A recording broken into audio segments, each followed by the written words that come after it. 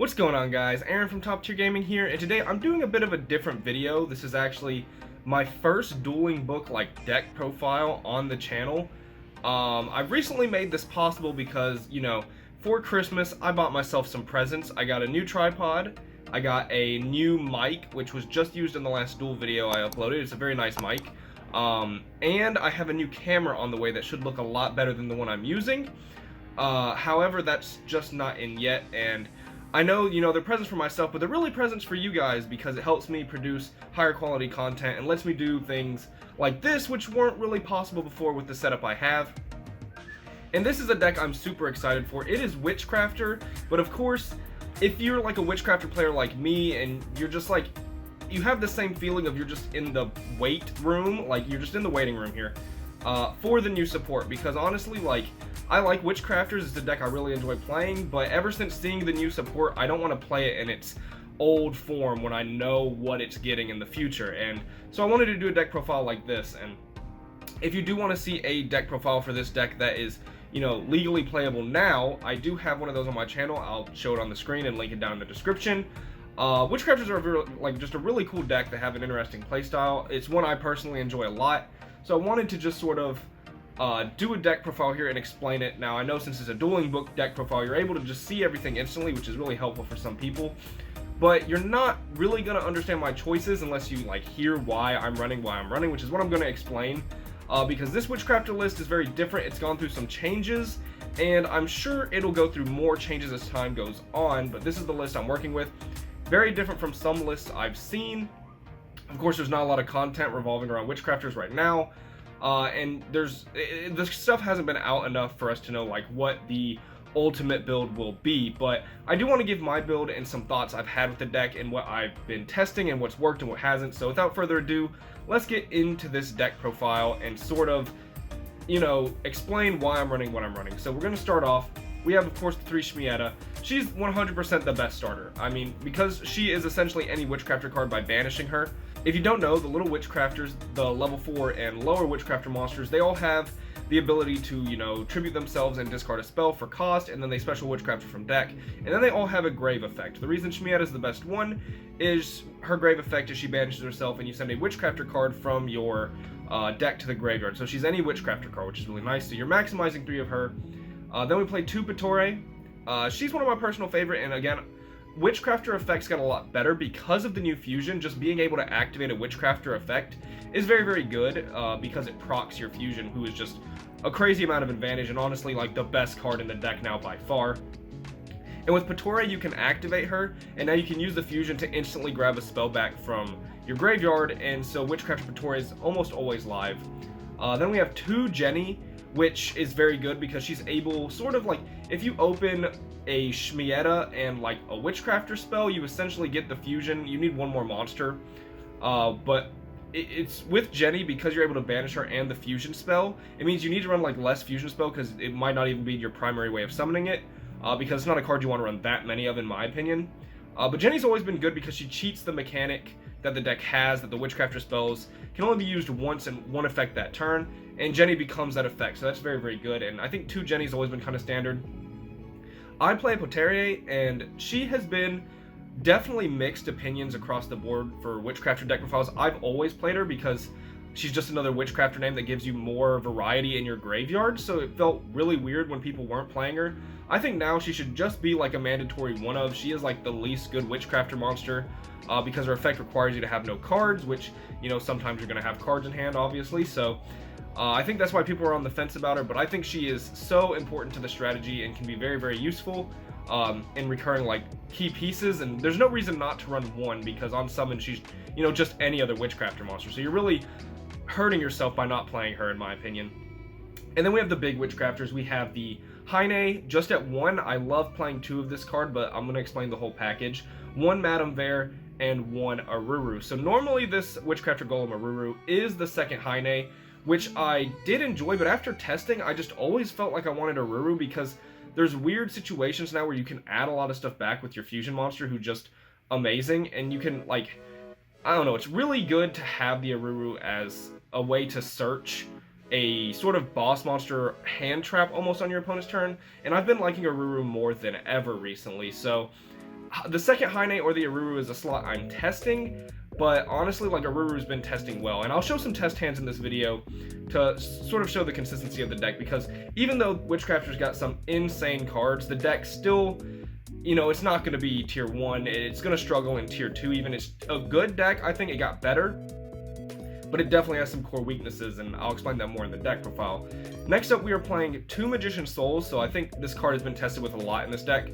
You have like big spellcrafters like Aruru, Madame Bear, and Haine that you can send that are in engine, which is nice, and obviously your spells are free, so being able to pitch your spells from Magician Souls and then get, you know, free draws is, in theory, very, very good. What I do like about Magician Souls especially is, even if you're like really low on resources, and you're just able to get the fusion out, fusion plus Magician Souls is like both effects, which is really nice, because just activating Magician Souls is going to proc one of the fusion's effects, which I really, really like, because the fusion says when a non-fusion spellcaster monster's effect is activated, so it doesn't have to be a Witchcrafter card. So that Magician Souls is really good in my opinion for that.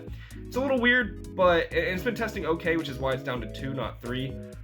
Sometimes discarding spells isn't actually as good as you would think for whatever reason, but next, on to the card that I think has been testing better than any other card in the list as far as like alternate engines you can play in this deck. Some people are trying the spell card that searches Magician's left hand, Magician's right hand. I tried it, I didn't really like it, but Magistus of Bear has been the all-star for me in testing, because essentially all you want is to fusion summon your spellcaster monster. And Magistus of Bear searches the spell card, Magistus Invocation, which is essentially polymerization, but you have to use a spellcaster monster. And all the fusion takes is a Witchcrafter monster and a spellcaster monster, so she fulfills 2 of the requirements by herself. She's a spellcaster, and she searches the fusion spell. So you just need to open her and a Witchcrafter monster, and you have the fusion right there, which I really enjoy. And it gives, like, I felt like Magistus of Bear had nothing to do with Witchcrafter, even though she is theorized to be the younger version of Madame Bear. And it was weird they didn't have synergy, but now I think Magistus of Bear is supposed to be in this deck because of how good the fusion is and how easy this card makes you able to fusion. She also has the effect where you can return a banished level 4 lower spellcaster monster to your graveyard, which also makes sense in Witchcrafter, so I feel like she has good synergy. I've been loving her so much, and she's tested so well as far as increasing the deck's consistency overall. She might go down to 2. If you play Witchcrafter, you know that monsters are just not this deck's friend, and that's why we have no hand traps in this deck. I love Psyframe Gear Gamma, but there's just no room for him, so we are currently not playing Gamma. Maybe a side deck option. As you can see, my side deck and my extra deck, they have some more work to be done on them. But yeah, that's it for the monster count. I think I've rambled on long enough about Liliana, because I think she's absolutely amazing, and when I show you some test hands, hopefully you guys will be able to see. We have the Witchcrafter spells. We have Creation, which is essentially reinforcements of the army. We have 3 Unveiling. This deck is actually pretty weak to hand traps, like especially when you're going for the Liliana play. If she gets Veilered or Ashed, or they stop you from searching your fusion spell, obviously you've just used your normal summon on not a Witchcrafter monster. So Unveiling helps you extend, or you can use this first to make sure they can't respond to your Witchcrafter effects. So I found this to be one of the more powerful spells in the deck. It's something I played at 2 in the past, even though I saw many lists play 3. I'm currently on the hype train of 3 now, just because of me running Liliana. It makes it a little better in my opinion. Then we have 2 Holiday, which is essentially Reborn. We have 1 Confusion, which is the brand new fusion spell for the deck. I absolutely love the art on this card. They went very anime with the art for these cards, which I can appreciate, because one of my favorite things about Witchcrafter is the amazing art they have. I think that's a lot of people's selling point. You know, they have good art. I mean, that's what they have. Then we have 1 Draping, which is, you know, of course, Haine going Super Saiyan there. And yeah, I mean, this is a card you're always playing at 1. 1 Collaboration, 1 Bystreet, which is just like the best spell, essentially. You really want to get this off your Shmieta so that you can have protection for your fusion and your other big Witchcrafter monsters. Now, you do have to play a lot of these 1-ofs, because Witchcrafter spells in general are very good because they're resources that keep coming back, which is what you want. You want to open a Witchcrafter monster and a Witchcrafter spell in your ideal hands, which are 2-card combos, so we do play a good amount of both.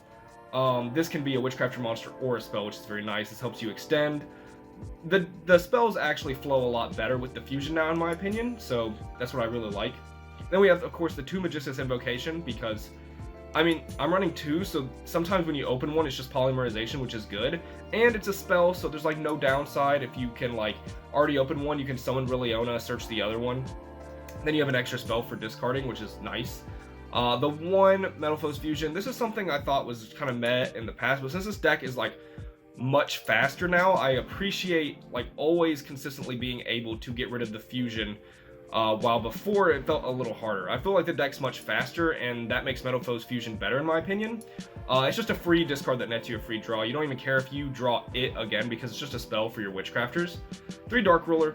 One of the biggest problems with this deck, in my opinion, is Go Second. I think this deck has just not that strong of a Go Second, which is why if you see in the side deck we have like 3 Super Polymerization because it's another blowout Go Second spell, and that's what the other extra deck slots will probably end up being, is just more Super Poly targets. So yeah, we're remaining 3 Dark Ruler. I don't really care if I OTK, I just have to establish myself, you know, in the game, and I need to be able to wipe their board, and Dark Ruler into Vice Master is pretty helpful. 2 Tactics, sort of the same reason, except this one also helps going first. The Called By. Reasoning's always been one of the best cards in this deck because not only can you hit your Witchcrafter cards, which is really helpful, you can mill spells, which is very, very powerful. The 1 Instant Fusion for, you know, just being a spell, an extender, and Millenniumize Restrict helps you from hand traps. And then 1 Patronus. I had actually cut this because I'm not obviously playing the spell, not the Spellbinding Circle. What is it? Spell Chronicle. I'm not playing Spell Chronicle, which means Patronus is less good. But through testing, I realized if you dump this off Shmieta, Vice Master can actually add a Witchcrafter spell or trap from your grave to your hand. So it makes this like searchable, and this card is so ridiculous for the grind game. It's the only thing that searches Witchcrafter spells, and it recycles your engine. So this card is absolutely insane. And then if they out it, you can bring back banished spells, which is really nice. So that's the main deck. Side deck we're going to go over a little bit because it's not fully finished, and of course by the time Vice Master comes out, the meta could be completely different. But some things I think you'll always run are Summon Limits and Secret Village, because when you're going first, these are just 2 dominating floodgates that can just win you the game. So these are very powerful and your deck can play it, so why not? 3 Super Poly for Go Second. I don't know why this Aruru is in here. That was probably just me throwing cards in. This will be more cards in the future. I wouldn't side a second Aruru. And then the extra deck, we have 2 Vice Master, maybe 3, but I'm going to try to fit in Super Poly targets for whatever the meta is at the time, which is, I guess, why there's less spots. This Iwas, he's pretty cool. It's just if you open, like, Liliona and a non, like, Witchcrafter Spellcaster monster, like a second Magistus or Magician Souls, you can make something. He's like a negate, which is cool. The Moon Maiden, so you can actually put Witchcrafter monsters in your graveyard, which comes up a lot. This guy, he's a Link 2 Spellcaster. He's kind of cool. He doesn't come up often. Most of the extra deck in Witchcrafter does almost nothing. So, like, I used to run Prosperity to search good cards, but with Metal Foes Fusion, Triple Tactics Talent, Patore, there's a lot of in-engine cards that actually draw, so, and like Magician Souls, once I added all those, I took out Prosperity. Maybe I'll take out Magician Souls for Prosperity in the future to find, you know, good Go Second cards, because that's where the deck struggles, but we'll see. We have the Charmers that can go into your Selene and your Access Code, and we're running a Relinquished Anima because we're running a Magician Souls. So now I will go and I'll just show a couple test hands, because I want to show the consistency of the deck, because even though it got a lot of upgrades, it still struggles sometimes. But this hand is fantastic, and this is what I'm talking about, Liliona being so good. Like, she's so amazing here. If they have Ash or Valor, we of course have the Called By, but now we can just sort of search our Magistus Invocation, and we can just go ahead and activate it. I mean, instantly we have the Fusion monster right here. We just send these 2 to the graveyard. We get out Vice Master, who is just such good support. This is one of the craziest support cards I ever could have imagined Witchcrafter getting, and I love the art on it as well. And of course, now we can do a couple things. We can activate By Street, which would activate Vice Master. We can go and special summon Shmieta. So we'll go ahead and special summon her. Then we declare her effect, pitching her and the collaboration for cost, which could activate this to add back the collaboration, but at this point it's going to do that anyways. So we can definitely go for like a Madame Bear or a Heine. I'm going to try to go for a Heine here. And then we have Called By. We have the Shmieta, which is really good. I just have to think if we can activate. Okay, so what we're going to do with the Shmieta here is we're going to dump probably Holiday because it's the best follow-up. We can also dump Patronus, and then when your spell activates, you can add it back, but that's just like not the most amazing. And then during the end phase, you essentially get these back. So we didn't even end up using the other effect of Vice Master. But then on their turn, they have to deal with a Heine pop, which when she pops, you can get another Witchcrafter monster, which can get into Madame Bear.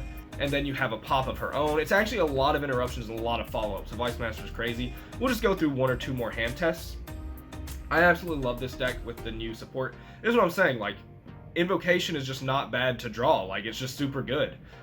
So we could go ahead and Fusion Summon first, but we also just opened a lot of Witchcrafter monsters, which, you know, the Fusion spell also helps put Witchcrafter monsters in your graveyard, which is fantastic. So that hand gets Vice Master. It's very, very good. This is where the Metal Foes Fusion comes in. Obviously, here we could play a go second hand because we have Dark Ruler. You know, you just go and you pitch and you pitch and you go grab Shmieta. And Shmieta is, of course, anyone in your grave. And then we're going to use the Metal Foes Fusion effect, which can help us get exactly what we need, hopefully. Another Shmieta, possibly the worst card in our deck.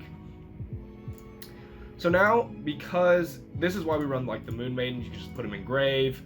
You can go ahead and banish this. To dump the Confusion.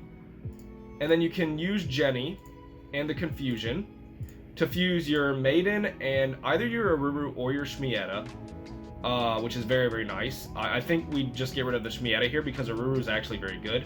And you still end up making your Vice Master. Now, there's a couple things you can do. You're definitely going to set Patronus, and this one is where they have to either proc Aruru for you to get your effect, because we have no Witchcrafter spells, which is awful. But because of Patronus, we can search one, and if they ever activate a spell, we get our effect, which is so, so good. And then we can roll into pops and more negates and good interrupts. But that was one of the weaker hands, but we still made Vice Master, which is the goal of the deck. So yeah, I hope you guys enjoyed. This was a little longer than I thought it'd be, but yeah, first dueling book video on the channel. And it's because, you know, we just don't have these cards available in real life. But I hope you enjoyed. If you did, and if you stayed for the video this long, you guys can let me know what your favorite Witchcrafter monster is down below. I'll be sure to read it. Or maybe what you like about Witchcrafters, what you hope the deck gets. Of course, in my opinion, we are missing a Witchcrafter monster. I think everyone knows that. We're missing the level 6 Witchcrafter, which it could be support in the future that is going to be absolutely insane. So maybe leave down below what you think that card might do or be. But yeah, that has been it for this video. Like, subscribe. This has been Aaron from Top Tier Gaming. Bye, YouTube.